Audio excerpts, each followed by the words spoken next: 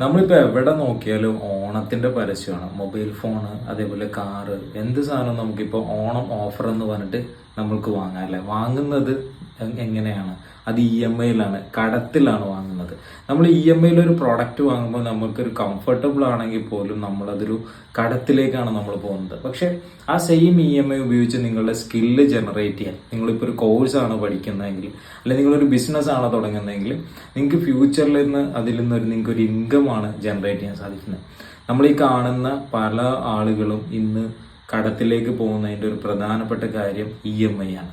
EMI നമ്മൾ ബുദ്ധിപൂർവ്വം ഉപയോഗിച്ച് കഴിഞ്ഞാൽ, നല്ല കോഴ്സുകൾ സെലക്ട് ചെയ്ത് സ്കില്ല് നേടിക്കഴിഞ്ഞാൽ, അല്ലെങ്കിൽ നിങ്ങളൊരു ബിസിനസ് തുടങ്ങുമ്പോൾ അതിലേക്ക് ഇൻവെസ്റ്റ് ചെയ്യുന്ന രീതിയിൽ ഒക്കെ ചെയ്യുകയാണെന്നുണ്ടെങ്കിൽ ഫ്യൂച്ചറിൽ നിങ്ങൾക്ക് അതിൽ നിന്ന് ഒരു വരുമാനം, ഒരു ഏണിങ്സ് തീർച്ചയായിട്ടും നേടാൻ പറ്റും.